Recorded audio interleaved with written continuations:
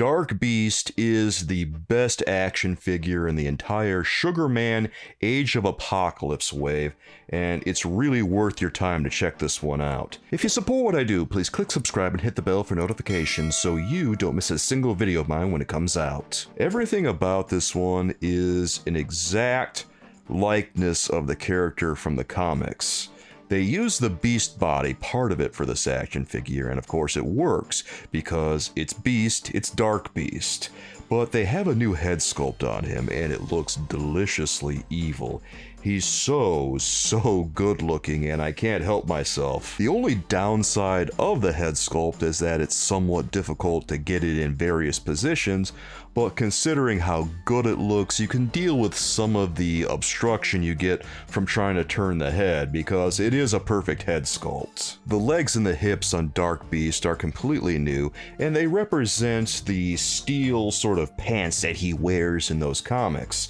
And it works so well for him. The way that they're painted looks so good that it looks like they're completely covered by metal. And one of the greatest highlights is the texture of the fur as well as the texture of his legs, because you have that twofold texture of fur all over his upper body and the sort of steel kind of texture that you see on his lower body.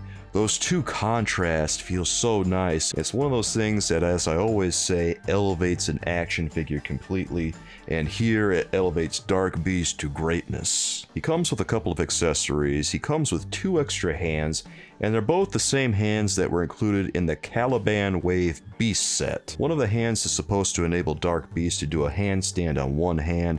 Unfortunately, it doesn't work super great because with that one hand bearing all of Dark Beast's weight, he tends to fold over a little bit, so he doesn't do the handstand completely. Speaking of articulation, the articulation on Dark Beast is fantastic. He's the only character in the wave that has a torso cut and an ab crunch, most unusually, because every other character has a waist swivel, but not Dark Beast. And besides that torso articulation, we see the butterfly joints that give him a lot of range of motion, and most unusually, he has toe articulation, which is not something you see a lot on Marvel Legends. I can't think of any characters recently who have articulation besides Beast and Spider-Man, but to see it here is very nice, and it works fairly well on him. There's no ratchets on the toes though, so whatever position you get him in, he may stay in it, he may not. On the plus side, when you have his toes bent, they don't really go all that far.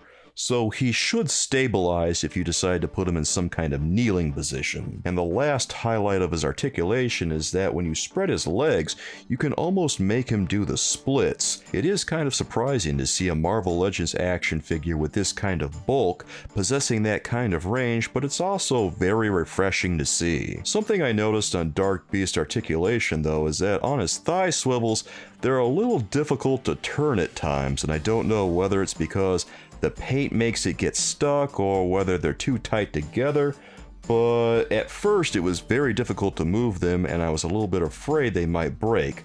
They're still intact, but I'm kind of worried about those in the future. Overall, I think Dark Beast is an excellent action figure, guys, and I think I'm going to have to give this one an A. He's definitely worth checking out, and if you can find him someplace for a reasonable price, go ahead and get him. I think you're going to be very happy, and I hope that you enjoy him as much as I have, because he's an absolute joy. If you want to check out my ranking video of the Marvel Legends Zemnu Wave, you can watch that video here, soulmates.